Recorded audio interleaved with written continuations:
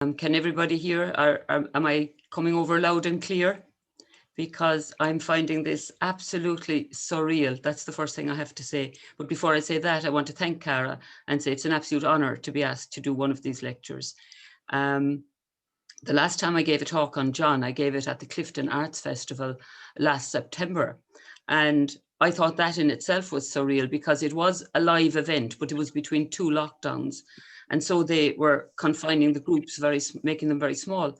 And they actually told me that I would be speaking in a church. Now, in my innocence, I thought that church would be something like our own St. John's.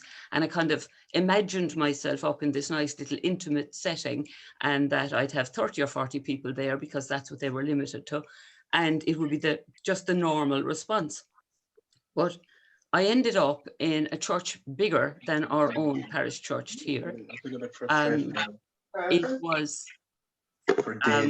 everybody wearing masks, everybody socially distanced. It was dark, it was raining, and I was on the pulpit. And it was the most, I thought that was the most surreal experience, but actually this goes a step beyond that again, because I think I'm far better in the flesh.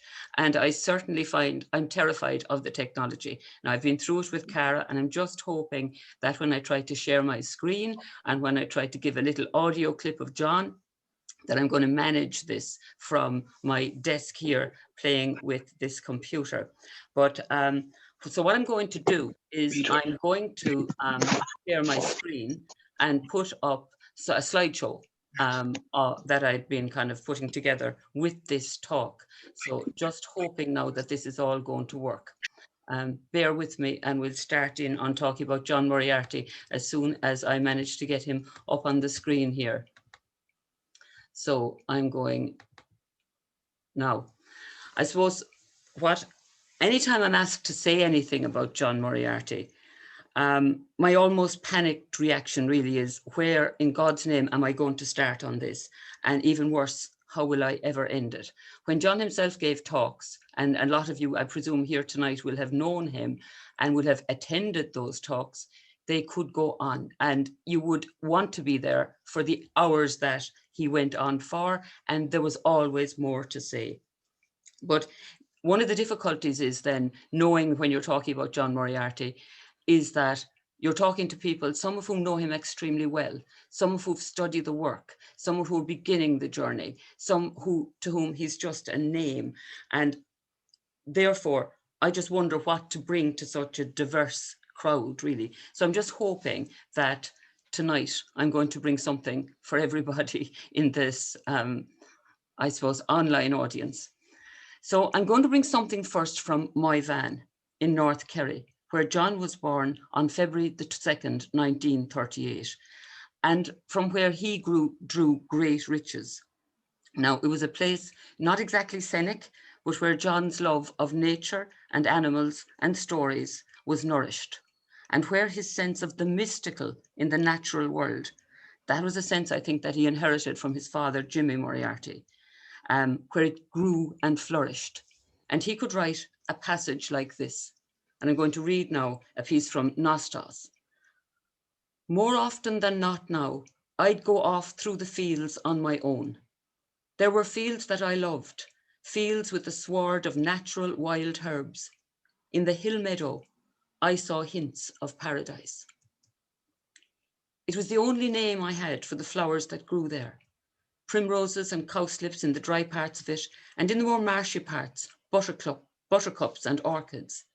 And I wondered, how could something so yellow as a buttercup come up out of brown soil? How could something so purple as an orchid come up out of it? How could something so perfect as a cowslip come up out of it? Where did the colour and the perfection come from? And what else was down there? What else was I walking on? To me, to inhale the fragrance of a primrose was a Eucharist without suggestion of bloodshed or blood. Sometimes I'd inhale the fragrance down to the very soles of my feet. Then I could walk the earth without hurting it. Then I could walk in paradise. Right here in our hill meadow, I could walk in paradise. Now, not even the most mystical Moyvaner could make any claims for the landscape itself in which he lived. And just listen to what he had to say about that. There are wuthering places, I thought, places in which people and bushes and cattle are weathered and withered, and this is one of them. All these fields I could see had been claimed from the great raised bogs, only islands of which now remained, and a sense I had that this land, rushy and wet, didn't want to be claimed, didn't want to be coerced into human intention and purpose. It was though it resented its rebirth back into daylight. And the best thing, therefore, to do with it would be to say a requiem mass on it, for it, and then letting nature have its way with it, let it go its own way. Now, both of those little pieces came to my mind recently after I had seen Extinction, the Facts, which is David Attenborough's new and radical documentary about the biodiversity crisis that now faces the planet. According to the latest United Nations Nature Report, based on the work of 500 scientists from across the globe, as we speak, 1 million species out of the 8 million known to exist are at risk of extinction. The report's conclusions are so stark that my initial reaction was one of utter hopelessness. A tragedy of massive proportion is unfolding, and the damage seems not only irreversible, but fatal, and there seems little that nothing that I or any other individual human being can do about it. As I said, those pieces that John had written about his native place came back to me, and I thought, that's it. All that paradisal beauty has been destroyed. It's all over. And maybe the best thing to do for this beautiful but enormously man-damaged planet is to say a requiem mass over it and simply allow it to go its own way. And that will be the end, if not for the planet, certainly for humanity as we know it. This environmental calamity, John Moriarty had already predicted way back in the 1980s and 90s. With his usual capacity for language and imagery that is startlingly dramatic, John maintained that human beings, and I'm quoting him now, in our behavior, we are AIDS virus to the earth. We are doing to the earth exactly what the AIDS virus does to the human body. We are breaking down its immune system. I am not saying that the earth is biologically alive, but walking the roads of Connemara, walking up into the Glount of Dúchioig, I get a sense that the whole earth is a living planet. It is a living thing. The rocks are alive. It is all alive. And we are damaging it most dreadfully and most terribly. We are heading into ecological disaster. Now, that was John Moriarty back in the 1980s. And were he alive today, I think I know what he would have to say about this new virus, COVID-19.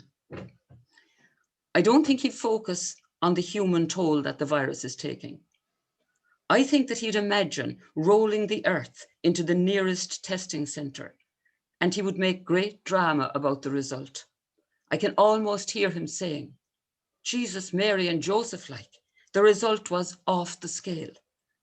That result would scream positive, positive, positive.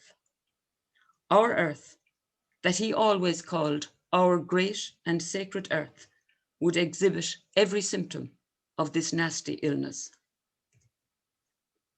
Its lungs, those teemingly rich and diverse rainforests, have not only been smothered, they are being removed acre by acre on a daily basis by monstrous machines in order to make room for crops and livestock. Its arteries, those magnificent life-giving and life-saving rivers, are being poisoned by industrial waste. Its very heart is under severe pressure, and there is nowhere to go for the planet for intensive care. The virus which has caused this havoc, the virus from which the planet is suffering, is Homo sapiens, so-called man the wise. We are now, John would say, COVID-19 to the earth. It is our behavior, what we have done to the planet, to the animals and to their habitats, that has released COVID-19 upon us and allowed it to colonize and thrive in our bodies. And unless and until we go to the source of the problem, our own behavior on the planet, we are destined to be victims, not only of the virus, but of virus. Sorry, and I was just wondering, is there an interruption coming in there? If people could make sure they're muted, please. Sorry, folks, can you please make sure you're muted? I've sent a message out. I'm trying Thanks, to. Cara. Sorry, Mary, about that. Okay, I'll keep reading. Can people hear me over that? Yeah. Okay. And unless we go to the very source of the problem, our own behavior on the planet, we are destined to be victims not only of this virus, but of virus after virus after virus, until somehow, with or without us, the natural balance that we have destroyed will be re-established. Back in the 1980s and 90s, when John was living in Connemara, he had already made this diagnosis, and the problem seemed almost as critical and unsurmountable then as it does now. Yet in spite of the enormity of it, and living as he did, outside all of the organizations and powerhouses of the modern world, living on his own in Tumbiola, away from any possible spheres of influence, he went on a one-man environmental and countercultural mission. Speaking to his friend, the poet Paul Durcan, after the publication of Nostos, which was the first volume of his autobiography, he said, "It's scandalous to say it, Paul, but I think I'm trying to heal Western culture." And years later, after the publication of Night Journey to Bodh in answer to a question from his niece, Amanda, he said, "It probably sounds crazy, Amanda, but I think I'm trying to save the world." Those words, to heal and to save, are at the core of his extraordinary journey. And to those two verbs, I would add another, to understand. To understand, to heal and to save, both himself and the world in which he found himself, and with which, for the best part of his life, he felt so much at odds. And it was no easy journey. He suffered that journey. He struggled with despair, with nihilism, with meaninglessness. But extraordinarily, what shines through in his writings and in the talks he gave at so many venues around the country is his sense of hope, the humanity of his enormous and generous spirit, and his sense of humor. He battled in himself with an extremely bleak vision of human behavior and its catastrophic effect on the planet. And instead of giving up and saying that requiem mass for it, he went to war with all the forces that he diagnosed as destructive. The Aborigine, he once said about himself, is fighting back.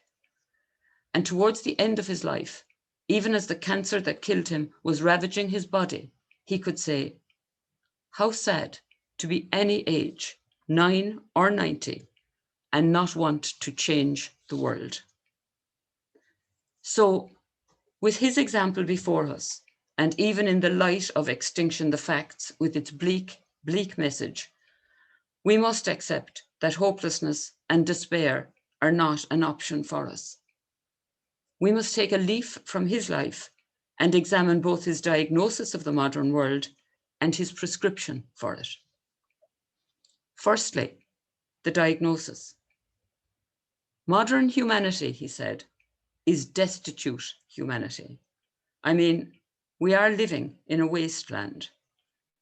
And to provide an image for that, he told of opening a cupboard in a house he had just moved into. And there on the shelf were spuds that had been left there for God knows how long, he said. And those spuds had desperately sprouted. They were white and gaunt and shriveled. And they were on a dark shelf, hopelessly shooting forth. But there was no soil around them, and they were totally cut off from the sun.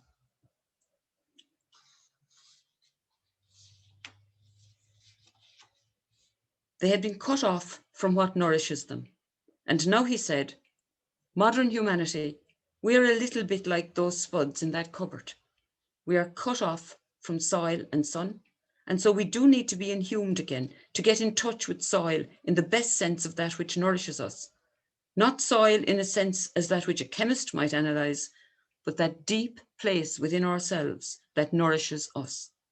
We need to come out from the cupboard, to be taken out and to be put back into the wild earth, into the rich earth, to not be sealed off from sun and soil. And to illustrate what he meant by nourishment, what he means by sun and soil, in this context, he would tell a story. And I'm going to actually play a little clip now where John begins talking about his diagnosis for us. This is John telling his story. So I just have to go back out of this main screen mode for a second and bring in, I just want to see what I'm doing here now. It won't take me long to, I hope. Yeah, okay. Now, where am I?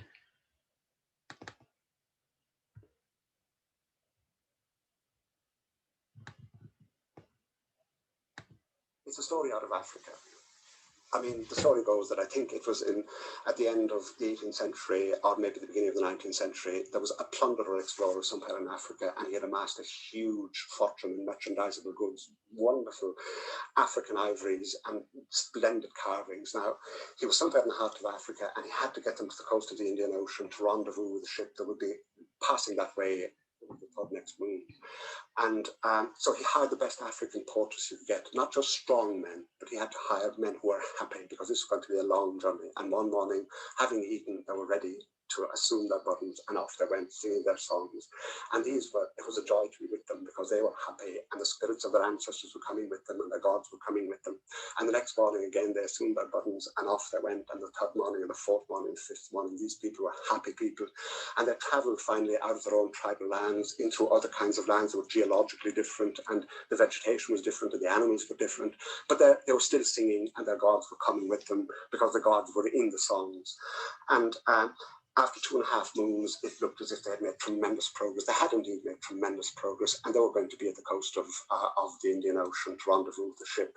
But then one morning, having eaten, they didn't happily assume their burdens. Instead, they seemed to sink into some tremendous trance state within themselves. And this plunderer explorer began to be very upset and get belligerent, and finally he took out a revolver and fired shots over them, but he was making no impression whatever on them, because these people had sunk into some kind of trance state. Anyway, after a while he wised up, and he sat down beside one of them, and he said, "What's going on? During the last 2.5 months, we've made tremendous progress. Now what's happening?" And it took a long, long time for this man, this black man, to come out, this African, to come out of his trance state, to come into a sense of his own hands and his own feet, and a sense of his own identity as a person. But finally, he did emerge into the sense of who he was, and he turned to me and says, "I will tell you. We have moved so far, so fast during the last 2.5 months that we must now sit down and wait till our souls catch up." Now I'm just going to come back where we were.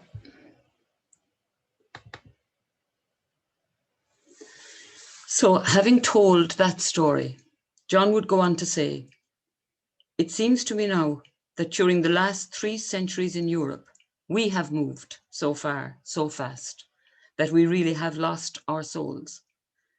And losing your soul is, according to the first people of the world," he said, "the greatest calamity. Only the greatest of medicines, the greatest of shamans can handle that, can bring you back to be in touch with your soul again. We have lost our soul. And because we have lost our soul, we are unable to see soul in anything else." And all of that now begs the question, how have we ended up in this terrible condition? Soulless spuds on a shelf in a dark cupboard. Firstly, John maintained that our origin story, the creation myth of the Judeo-Christian tradition, the story on which our culture is founded, is flawed and dangerous from its very beginning. He says, and I'm quoting again, I think that our culture went off the rails right at the first page of the Bible. In Genesis chapter 1, when God is saying, "Let us now make man in our image and likeness," and having made man in his image and likeness, he gives him a command, or at least a divine mandate, to rule over the earth and to subdue it and to have dominion over the fish of the sea and the birds of the air. Now, John says, when that got translated into my catechism at school, I mean, the first question in my catechism was, who made the world? And a forest of hands would go up. And the answer was, God made the world. And the second question was, why did God make the world? And another forest of hands would go up. And the answer was that it was for man's use and benefit. Now, John would say, I think that phrase, like use and benefit, if one were to look at the earth from the moon, we've seen pictures, you know, taken of the earth, this gorgeous blue jewel hanging there in space, and to say that that's just for use and benefit, in the same way that a sink would be, in the same way that a toilet bowl would be, is for use and benefit. That phrase, use and benefit. So from the word go, our attitude to the earth, our relationship to the earth was all wrong. And here we have biblical permission and an almost biblical command to be like that in relation to the earth. Years later, he would find another image for the same thing. He tells of his first visit to the Louvre and his response to the Mona Lisa. I abstractedly took my eyes off her, and now with growing surprise, I saw the background, which in reproduction I'd never taken particular notice of.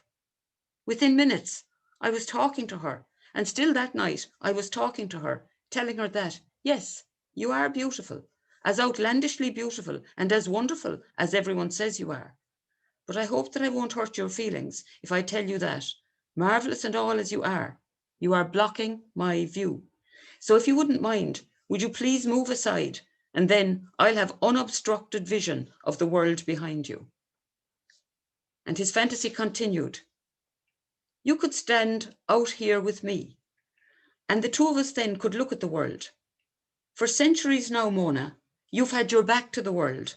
To do you good, I'm sure, to turn round and look at it, to walk back into it, back into the mountains, back to where thunder is, and wonder and water, water in streams, water in rough rivers, water in gorges, water in waterfalls.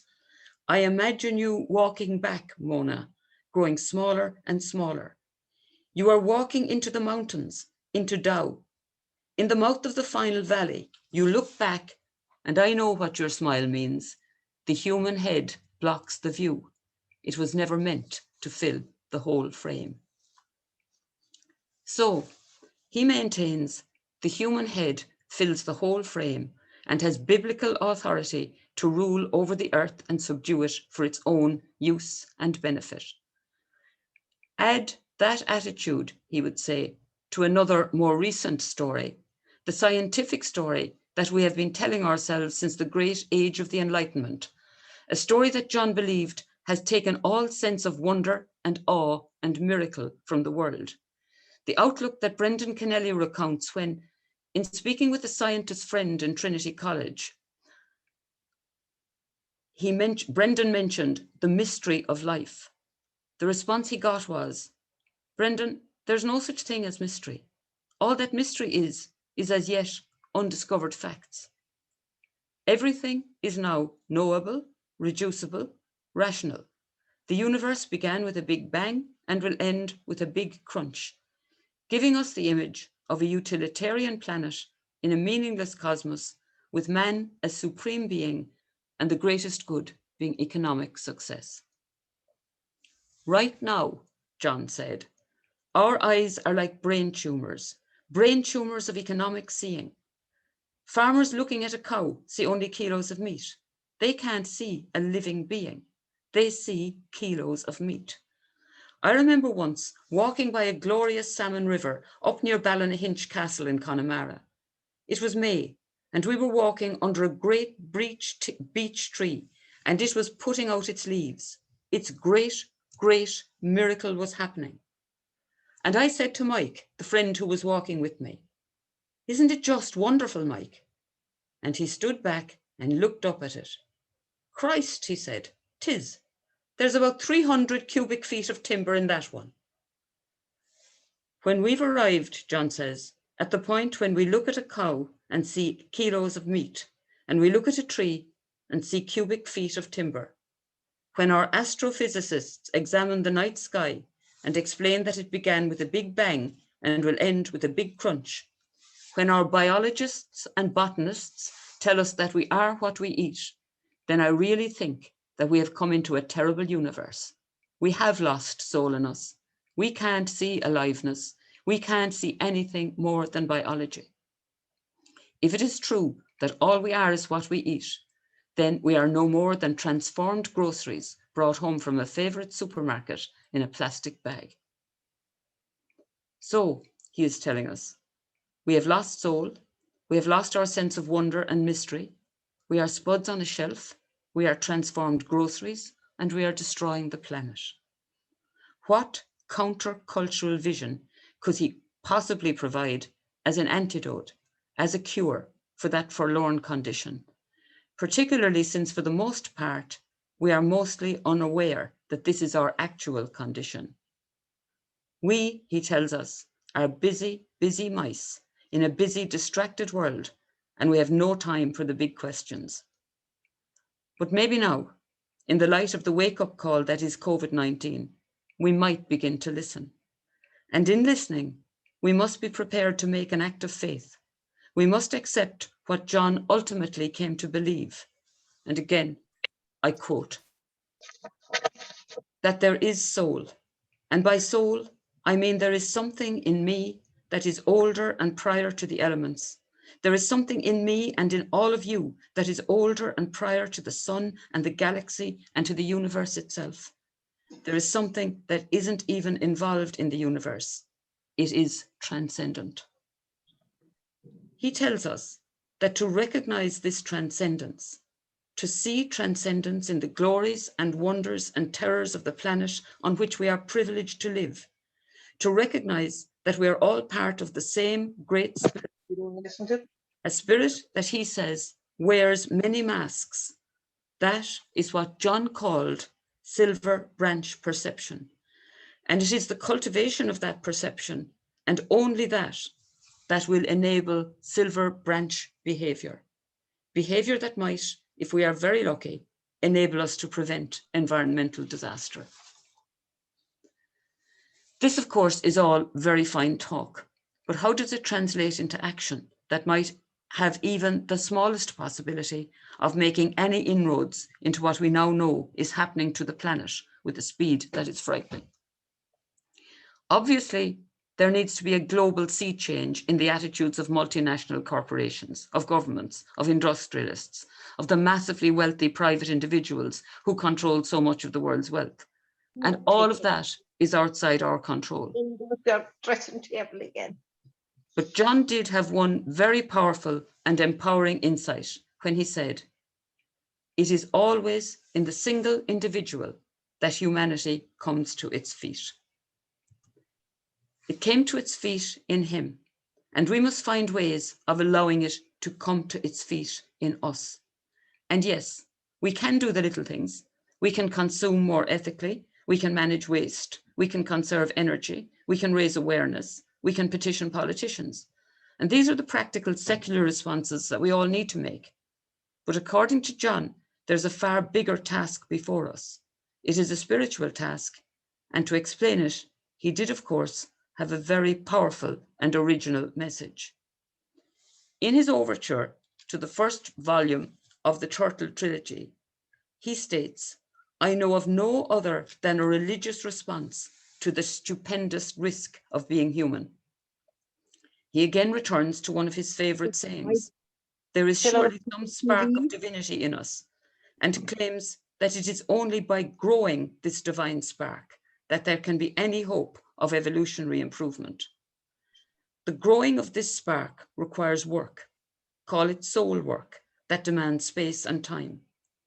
Recognizing that familiar rituals and practices have for many, many people lost their power, His books are a tapestry of myths, mandalas, memories, philosophical reflections, poems and stories, all of which he describes with his usual originality and freshness of imagery as seals' breathing holes. Seals, he explains, are great divers, but they cannot remain underwater indefinitely. They must come up for air. With the coming in of winter in the Arctic, the ice freezes over completely. Seals have adapted to this by forcing holes in the ice, and they must, by constant attention, keep these breathing holes open throughout the entire season, otherwise they will drown. Human beings, he argued, need to breathe not only physically, but transcendentally. They need to allow air to that spark of divinity, already almost completely smothered by the ice of rationality that allows nothing but hard facts and economic seeing. If we are to flourish as individuals and as a species, we must attempt to open and keep open some spiritual breathing holes in secular culture. John originally found a seal's breathing hole for himself in the natural beauty of Connemara. Clear days bring the mountains down to my doorstep. Calm nights give the rivers their say. The wind puts its hand to my shoulder some evenings, and then I don't think.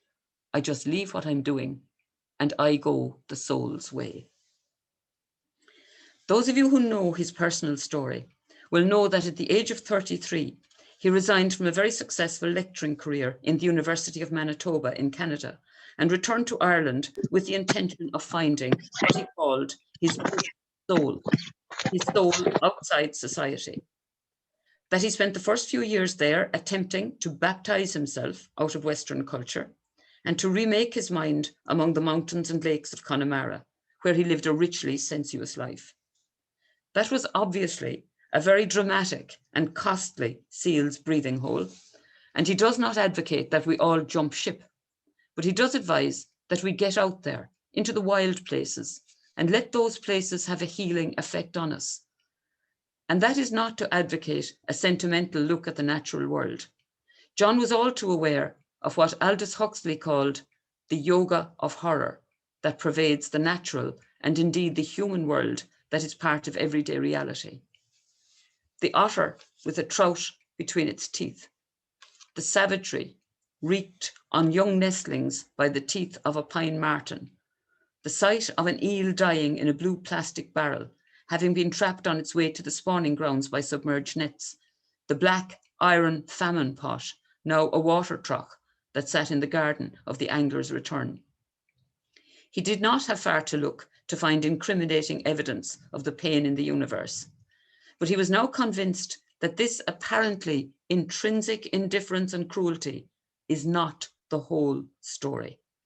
At a deeper level than all of this apparent randomness and suffering, he was convinced that there was a purity, a genius at the heart of the universe, what he called a hosanna at the heart of the atom, or the universe in its diamond dimension. And the lake at Lisnabrucka, with its water lilies in full bloom, provided him with an image to counteract what Herman Melville in Moby Dick calls the universal cannibalism of sea and land, of animal and human savagery. The beauty of that flower on the lily pad on the surface of the lake has its source in the roots in the mud. And the challenge to us that this idea presents is to see in every muddy, dark, or twisted thing this potential for purity, this diamond dimension. Listen to John again. No matter how evil, in no matter how many lifetimes I might have been, I continue at the core of my soul to be as pure as a drop of water on a lotus leaf. It is only behaviorally that our world is in trouble, that we are in trouble. Behind everything, there is purity. Adam and Eve are still walking in paradise at the core of their being. At the core of his being, the devil is still an angel singing the heavenly hymn of praise. True at the core of his being of Caligula, true at the core of his being of Stalin, of Hitler. true at the core of its being of the hazel I am cutting back, true at the core of its being of the grass I walk on, true of the atoms of the cells of your seeing, true of the atoms of the cancer cells that are killing you. Not one of us, but is still walking in paradise at the core of our being. This, he says, is silver branch perception. This is a way of seeing no matter what thing. And this is the vision that has to flourish in us before there can be any real change of behavior in the world. And if all we can do as individuals is to develop this silver branch perception within ourselves, if all we can do is to cultivate the care and compassion that this vision demands, then maybe we will have it opened at least one small seal's breathing hole in the noise sphere in which we now live. And as John says, on the principle of the 100th monkey, we might succeed in making a difference.